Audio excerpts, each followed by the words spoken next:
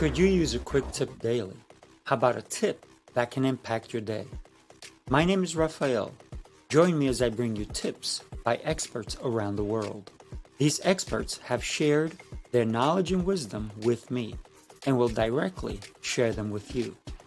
Make sure to subscribe, like, follow, and comment, and I would love for you to become part of the New Tip Daily community.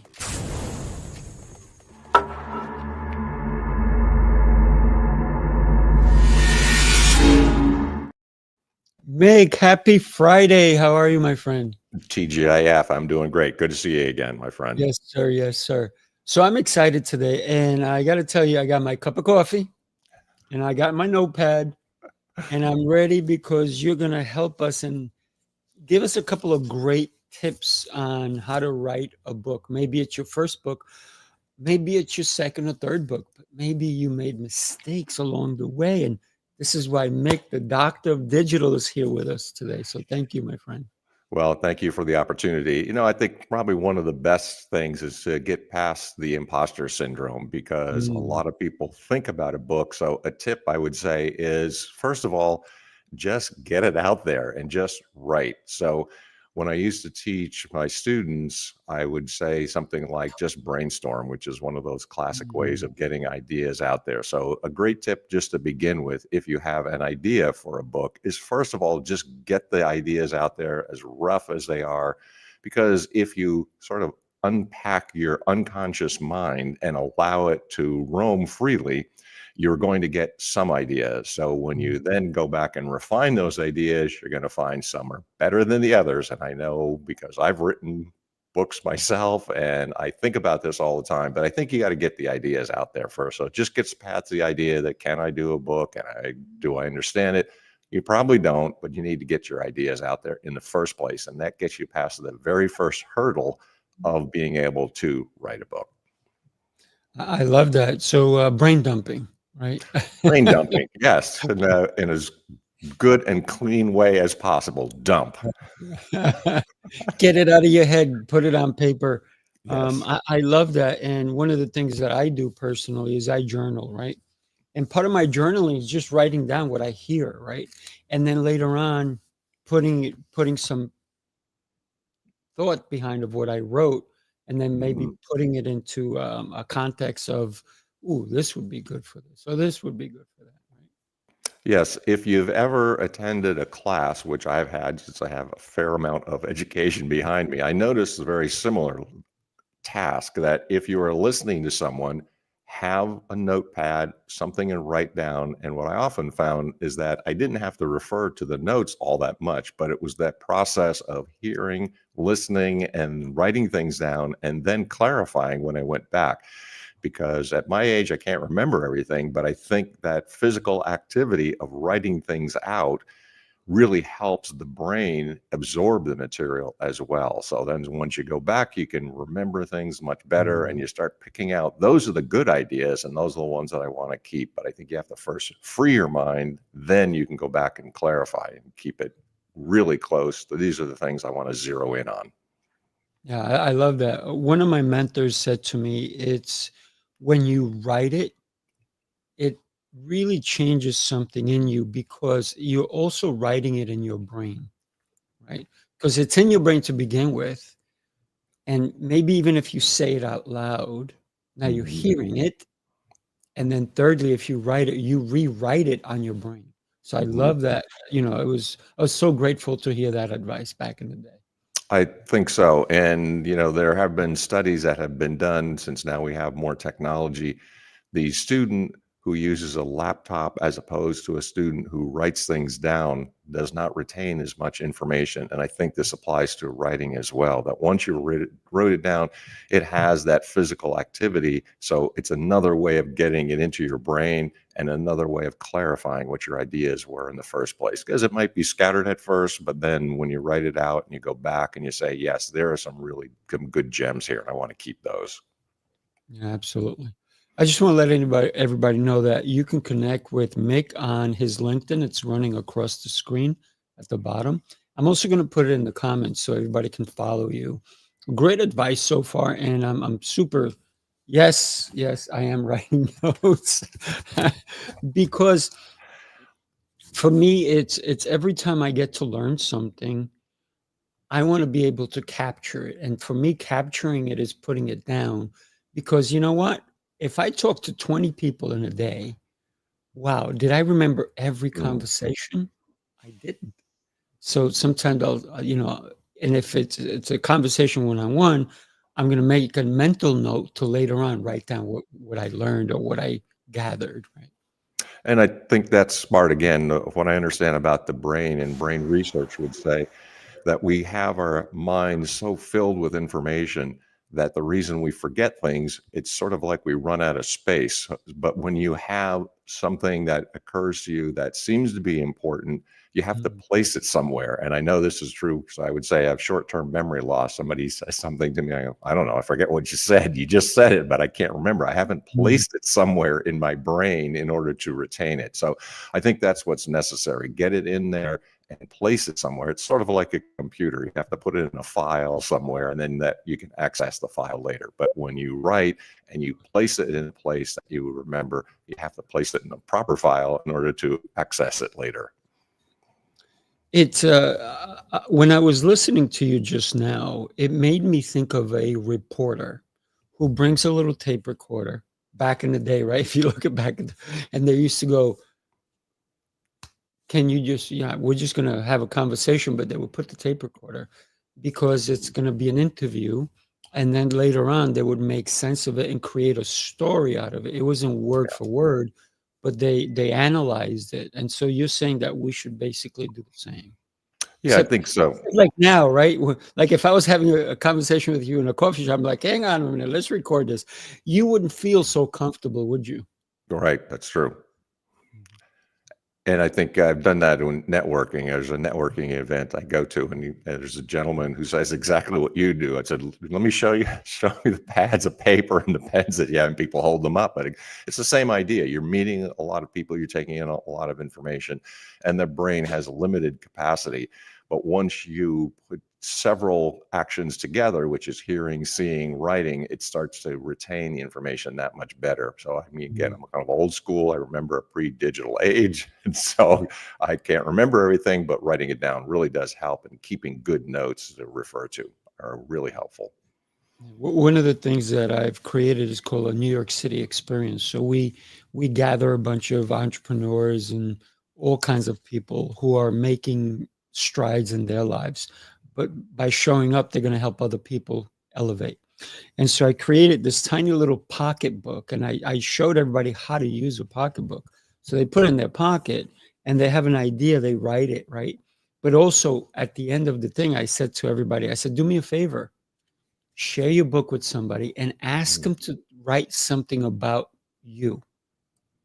And all of a sudden, I have people who wrote in my book, and it was pretty cool because now I can also know how they were thinking about me in the instance that maybe they just met me or they've known me Mm-hmm. for a little while, but now they can share a little bit of how they feel about me. And I think that also helps me understand who they are.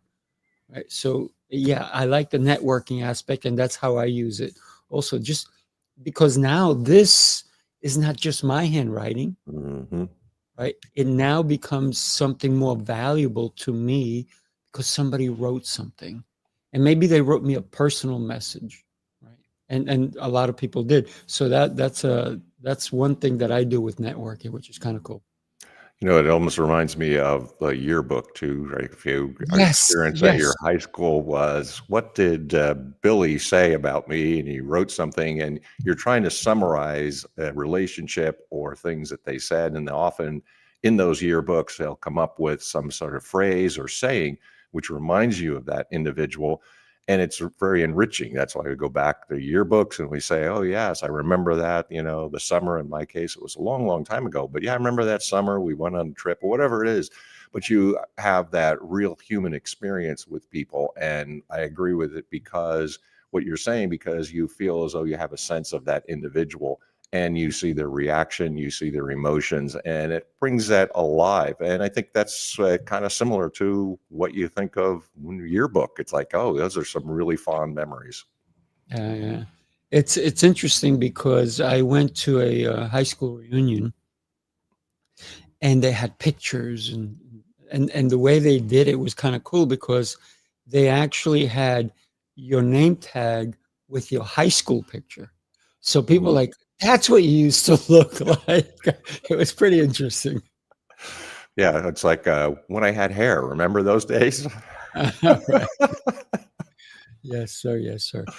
Love these tips. How do we you're helping people understand how to write a book. So you're talking about putting it out there, right? Just putting it down, writing it. What are the following steps? How do we create a beginning of a book, a middle of a book, an ending of a book? Or do we start with the end in mind also? Well, it depends. There's probably two great ways of writing, and you have to think about this in the first place. So there's fiction and nonfiction.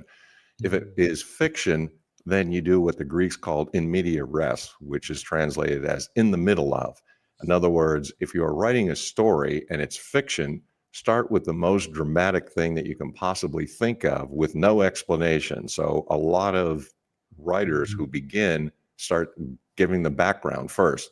The problem with that approach is that no one will listen and no one's going to continue reading because you're giving too much background. They don't know why they are interested in the first place. So you get something really dramatic in the first place, then you explain because you've got to hook people first. So it depends on the kind of writing that you're doing, but always start with the most dramatic and then fill in the background because then people are interested in the story. On the other hand, if you're writing nonfiction, one of the key elements, once you've got the ideas out there, is structure. So, structure is important for both fiction and nonfiction. Mhm. When I'm helping somebody write a book of fiction, I use The Hero's Journey by Joseph Campbell. Mhm. It's used in Hollywood, Disney, and you've seen it displayed so many times, it's probably second nature. Well, likewise, as readers and as writers, that's how you formulate ideas. So use the hero's journey for fiction. For nonfiction, more in depth generally, but there's structure that's required. So what I do when I'm working with someone, I say, all right, tell me what your idea is, your core thesis. What is it you are attempting to say? And depending on their background, so if I'm working with a business leader, for example, I'll come up with the chapter outline, and it may be 10 or 12 chapters. So the structure becomes really important because a book is overwhelming. There's no question about it. So I reflect upon when I read my first book, which is a dissertation. A dissertation is very difficult because it's got to be in depth, it's got to be a contribution to scholarship, but it's the same process basically. And it's really the structure that comes out because you have a lot of pages, a lot of information. How do you get that across? You have to have a structure in such a way that another person reading it is able to follow along and follow what your argument is. So if it's nonfiction, you want to have that structure. And that's where I go back when talking with a person who's potentially wants to write a book. I'll provide that structure for them. I'll tell them how many chapters, I'll give them a comment, a line or two on what should be in that chapter. Then it starts to become a lot easier because writing is not easy, but it Mhm. becomes easier. So I'm always reminded of a famous quote by Mark Twain when he's asked about what are the tips on good writing. He said, well, it's pretty simple. There's only three rules of good writing. What are those, Mark? He said, well, rule number one, good writing is hard work. Rule number two, good writing is hard work. Rule number three, good writing is hard work. It is Mhm. hard work. However, if you have a structure in place, then it becomes less overwhelming because you can go it piece by piece. It's kind of like walking up a ladder or walking upstairs. You go to the first step, the second step, the third step. And I think that's what helps a lot of writers. So either it's fiction or nonfiction, but there is a structure in place. And a lot of writers really need help with this area. Mm. Wow. Wow. Powerful stuff. I love the structure of a ladder, and you still have to take one step at a time, no matter how high the ladder is, because a lot of times, if you look and you're looking up a silo, and it's like, wow, that's like 50 feet high, and you have to climb a ladder, not stairs, a ladder, and that could be scary. The wind could come, so there's all these different things that are pulling at you.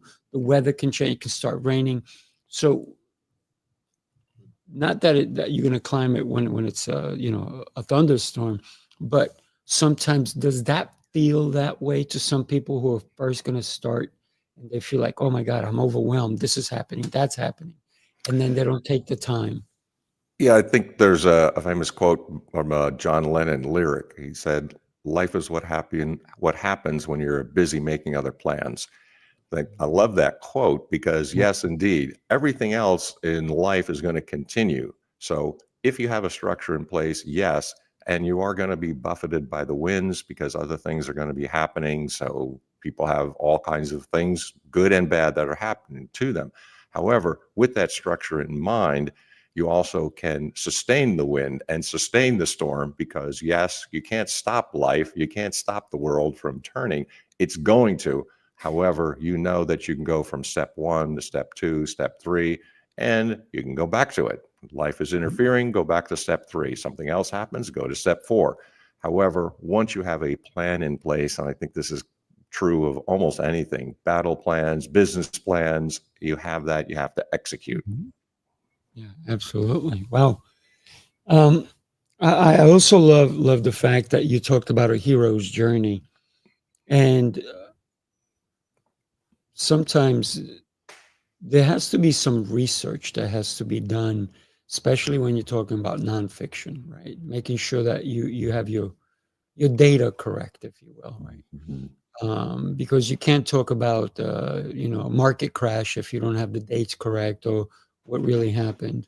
But when we're talking about fiction, it could be anything in your head. It's creative, and that's exactly right. That's where I think the hero's journey makes a lot of sense for people who want to write or for writers as a career. That's what they are doing. And if you look at that, it's essentially a cycle. So you introduce a problem at the beginning, there is a problem. The hero, who you're telling a story of, thinks about it or is reluctant, and so each of those steps are very effective because now, as a reader, you start to relate. Well, yes, I've had some enormous challenge. I wasn't sure if I could do it or not. And some of those elements in real life, as we see in the movies too, all the time. So Luke Skywalker says, "Here's what I'm supposed to do. I'm on my family farm. I'm not sure I Mhm. can do it." Of course, then he hesitates. Then, Mhm. no, he takes up the challenge. Along the way, of course, there are allies and foes. Along the story, there may be the magic elixir, the sword, the person who helps them out along their way, some pauses in between. I have to think about it. There are setbacks. And the point is that I think for any creative work, we're so used to seeing these things that when you are writing right to that structure, and therefore it becomes so much easier because you've got an outline. And again, if you're trying to take in a lot of information and transmit information, once a person can understand your structure, they can understand where you're going. Mhm. Wow, love that. Thinking about structure, and you said that you help someone understand how many chapters in a book, right? I'm an avid book reader, and sometimes you pick up a book and it's very thin, right? Then you pick up another book and it's like I have a book right here, a couple of them, right? These are all 400-page books, right? Mhm. And I have another one right there, 600 pages. And some people go, "Oh my God, I can't read that much." But for me, it's more of I couldn't get enough when I was reading last time, and so I'm good friends with the author, and I was like, "Oh my gosh, I I couldn't put it down." And this is a 400-page book. That's one of a six in a series, and he's got the last one is 600 pages. I'm on the fourth one, and I am so much enjoying his books that he just told me recently he's on his seventh. I'm like, oh my gosh, I'm gonna have to hurry up because I can't wait to read because it's so engaging. And I think that takes a skill to get somebody to engage from the first page to the last page and then still want more. Mhm. What's the secret, would you say, that you can help somebody understand that there's a certain way that we can engage a reader? Yeah, there is, if I'm working with an author, that's a really good question because one of the things that I do with the person writing a book is to have a course and an outline for them. So they're following the course on how to be an author while they are an author. So it's Mm, working together at the same time. And it's a six-pillar course, and one of the pillars in there covers how to write better stories. Because regardless of whether it's fiction or nonfiction, even in a business book, which is nonfiction, you want to tell good stories or you're going to lose your audience. So it's a combination between saying, here's a case study, but here's the story of a person, and it can either be anonymous or, if it's comfortable for that individual, to identify that person and show what they've actually done. You still have to be able to tell a good story, whether it's fiction or nonfiction. And I go back to ideas. It was Francis Bacon who said, many books are worth reading, a few are worth digesting. Oh, yeah, mm, that's really true because even if a book is very long and very difficult, and I would say that there are a few books that I have in my collection, I have something like over 4,000 books myself. mm, But I said, yes, there are some of them that you want to digest. And I'm thinking of the classics, but also a book that you really enjoy. So, works of literature, the Bible, Shakespeare. And I remember I have to apologize to my high school teacher, Shakespeare, Mr. Adler. I thought, who was this guy? I don't know, lived a long time ago and he's dead. And then, yes, lo and behold, and there was a time where I was actually teaching Shakespeare. So I go, yes, Mr. Adler, you were correct. That guy was important to read and to know. Absolutely, absolutely. You talked about reading a book and digesting a book, and I love that because there was one book in particular. It was very interesting, but I couldn't wait for it to end. Hmm. So that book I was just reading because I'm one of those guys, I'm not a quitter, especially when I get into a book.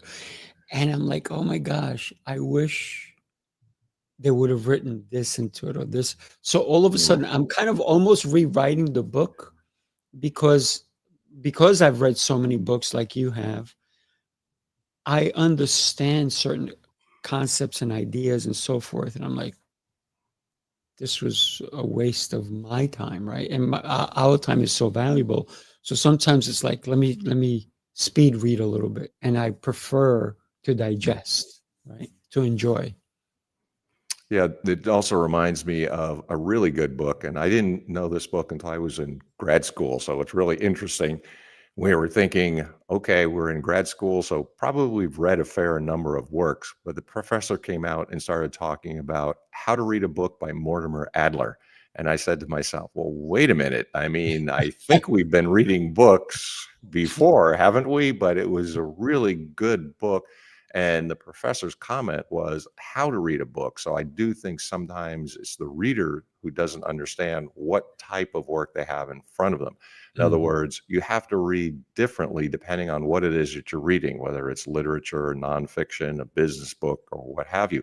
So if you understand what you have in front of you, how to read that book becomes really important. And this is why it's so common for people who read who say, I read a paragraph, I can't remember. So you have to be what he mhm, calls an active reader. So either you're making notes as you did while you're reading along. Some people put notes in the book themselves or come up with a system. They put asterisks, they put exclamation points, they underline. All of those things are really helpful, but what it tells you is you've actually engaged in the work and you're actually interacting with the ideas within. So that's really important. And you won't forget as much because you've actually gotten into that writer's world. And I will give you examples. So a lot of people may or may not like Friedrich Nietzsche, but I said that is one of the most fascinating works I've ever read, particularly Thus Spake Zarathustra, because it's a book in which it makes you angry, it makes you happy, it makes you sad, you get an emotional reaction to it. So that to me is really incredible as a writer because you get engaged with his ideas.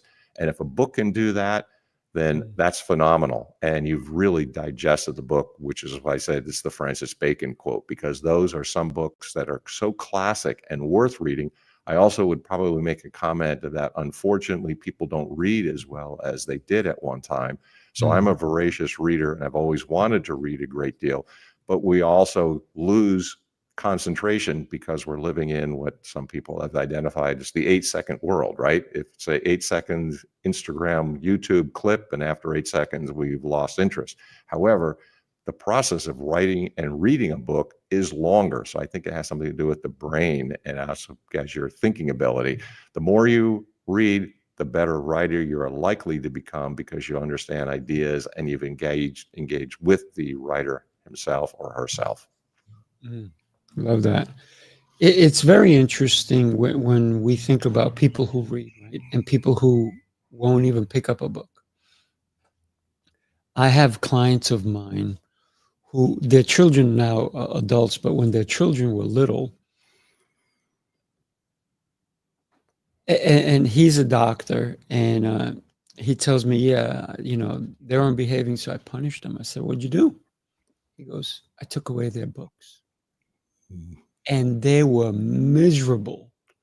Now, I was like, that's beautiful. That's beautiful.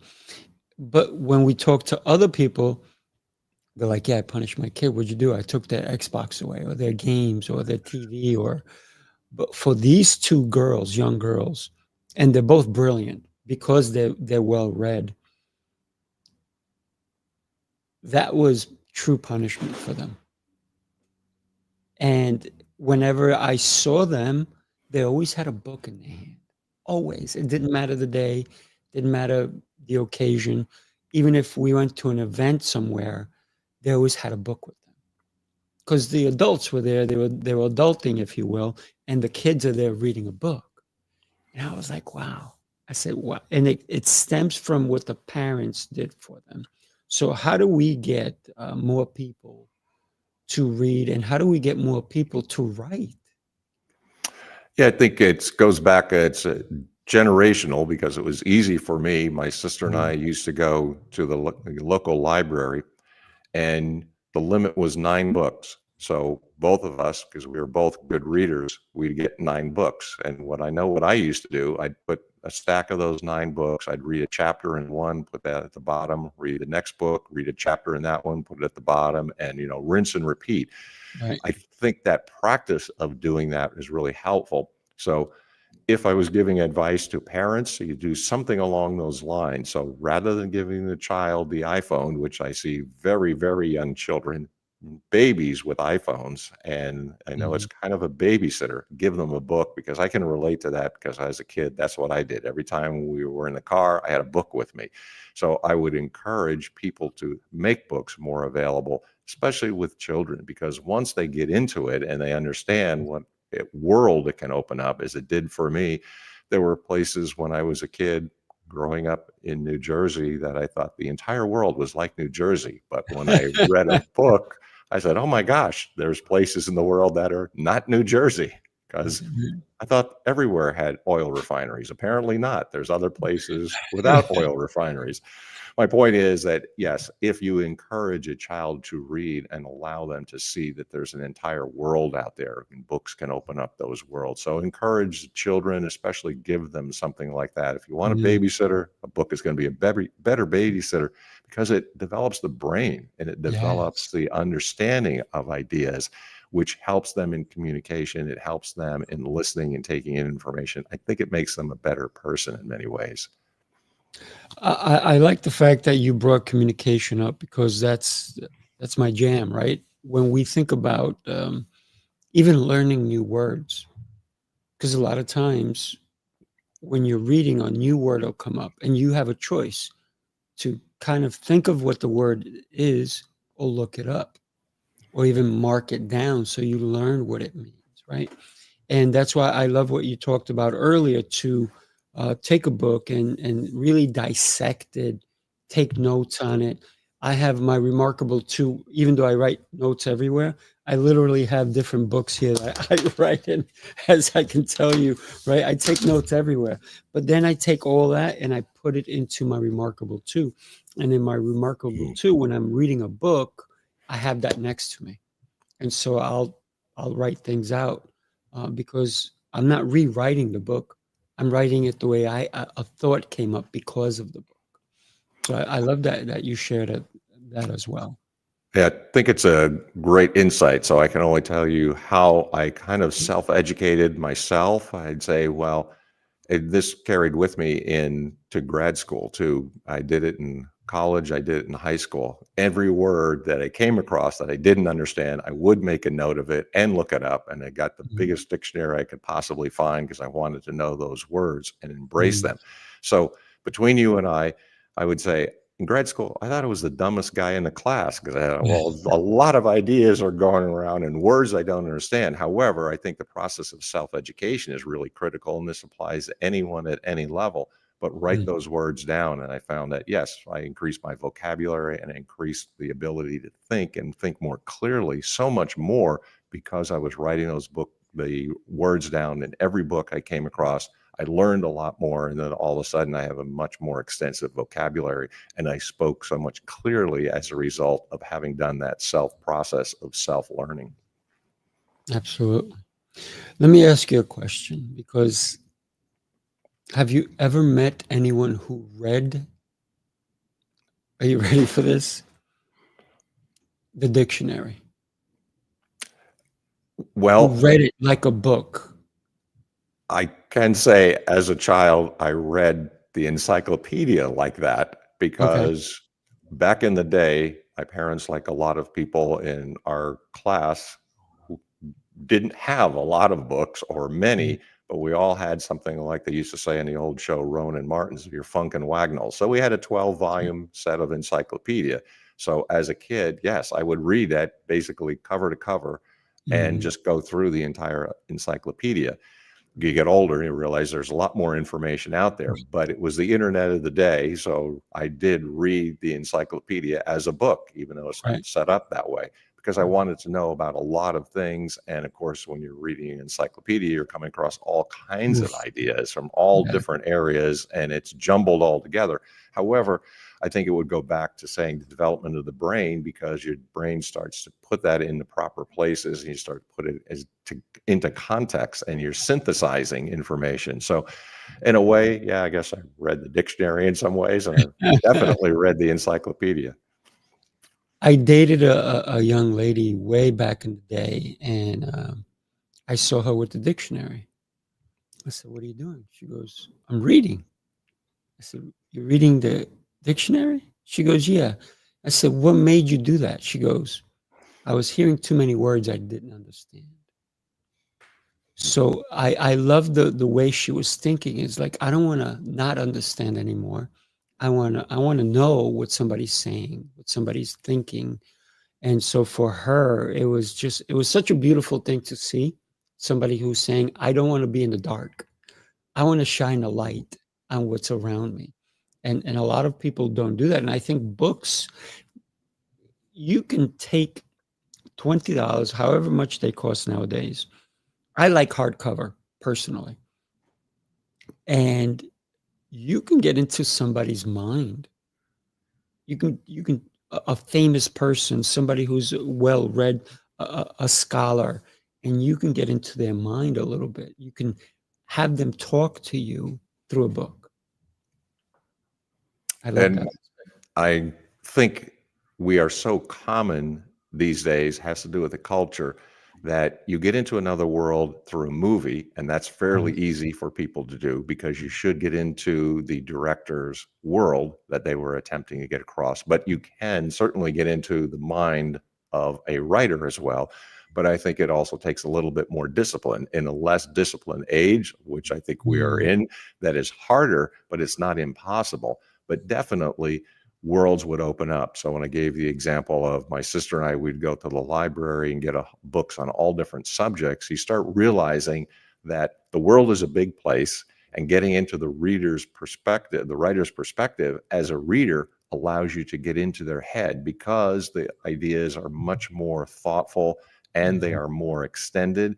And once you find out what the thesis is, then you can follow the story along through the entire book. So it's really key as a reader What's the thesis? What is the author attempting to get across? And when you go back to that earlier admonition to get something like how to read a book, once you understand that, oh, okay, now I know how I should read mathematics as opposed to literature, as opposed Mhm. to the different types of genres that are out there. So that's really important.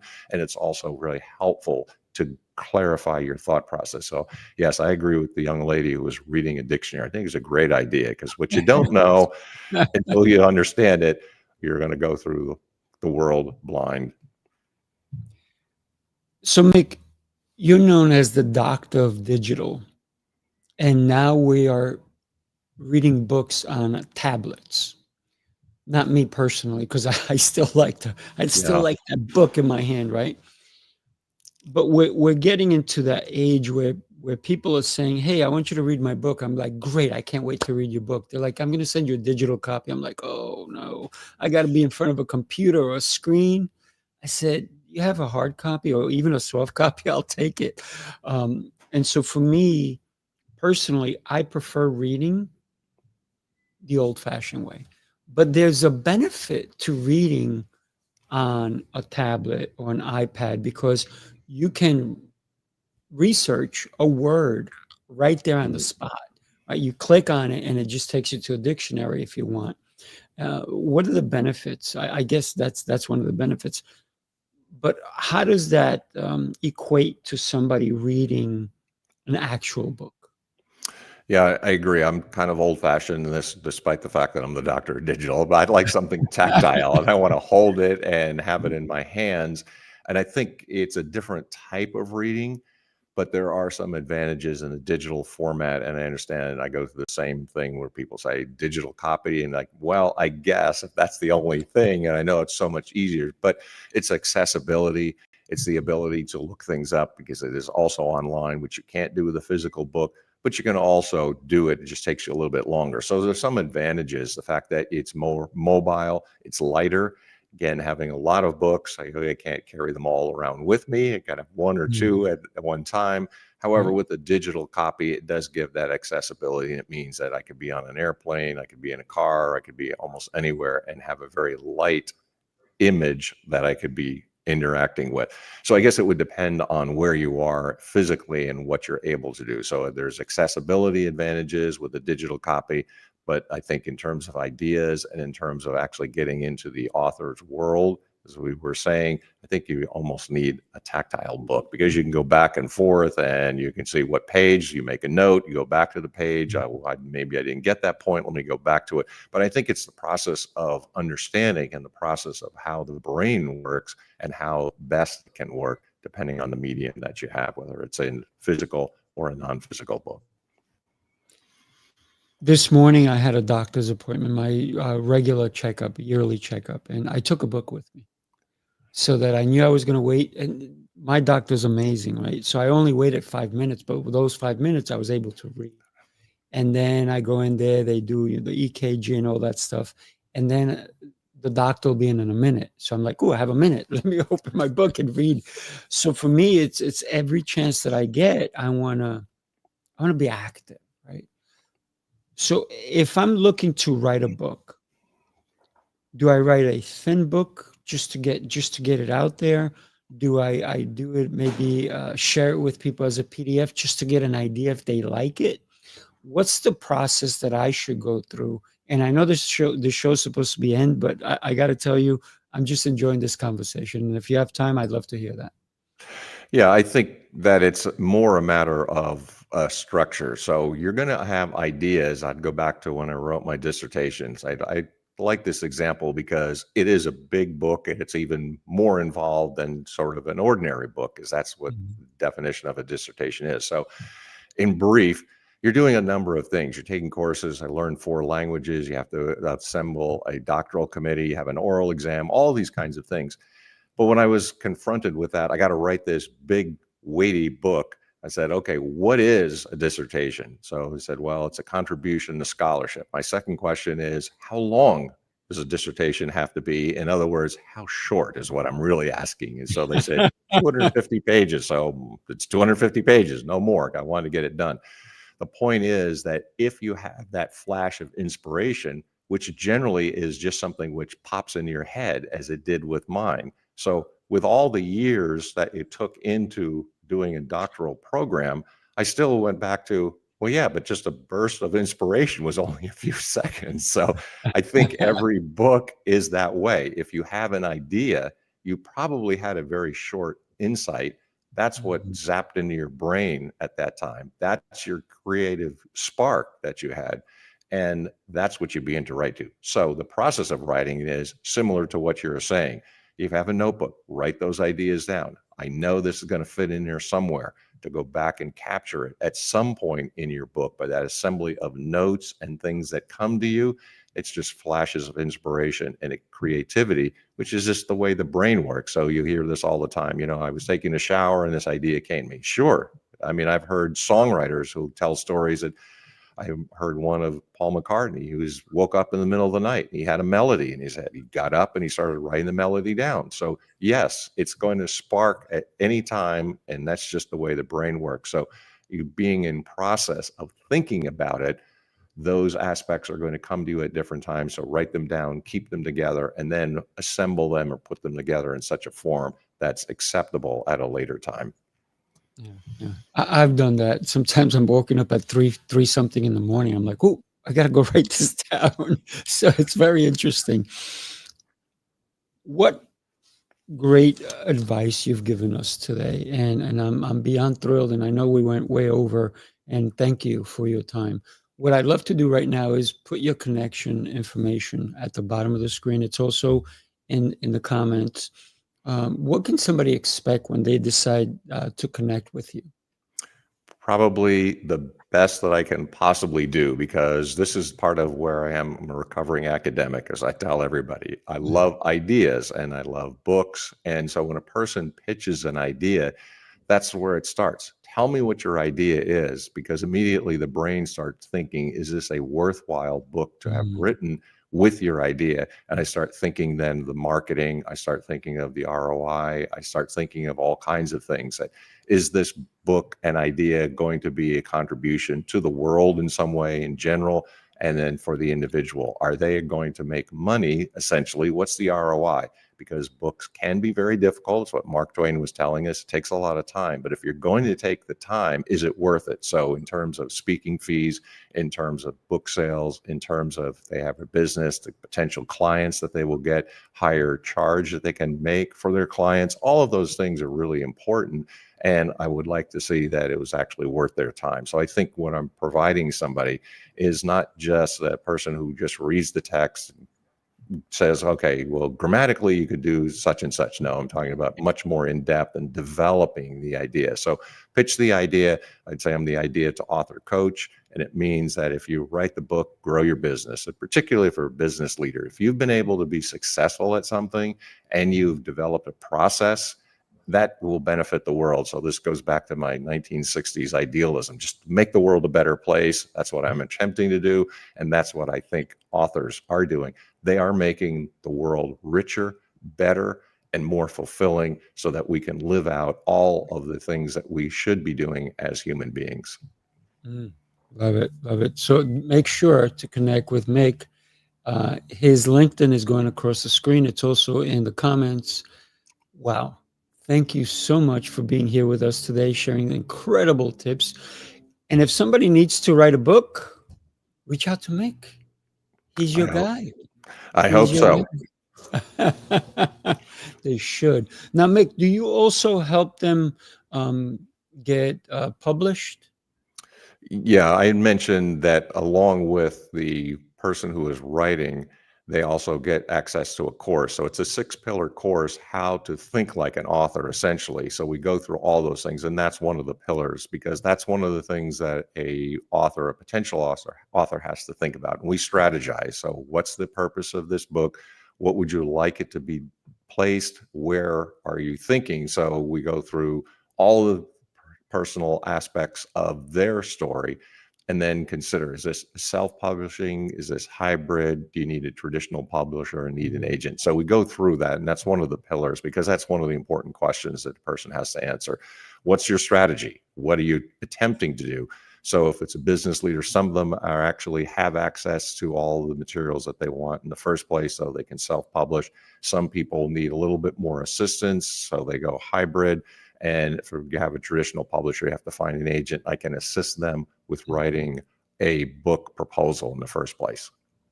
Awesome. Incredible. Incredible. Everybody make sure you follow Mick and connect with him, especially if you're ready to write your book. Great guidance will be delivered to you guys by the doctor of digital, Mick. Mick, thank you so much. Hang out for a minute. Everybody else, have a blessed day, and we look forward to seeing you on the next one. Take care, everybody. Thank you for your time. Appreciate it. Yes, sir.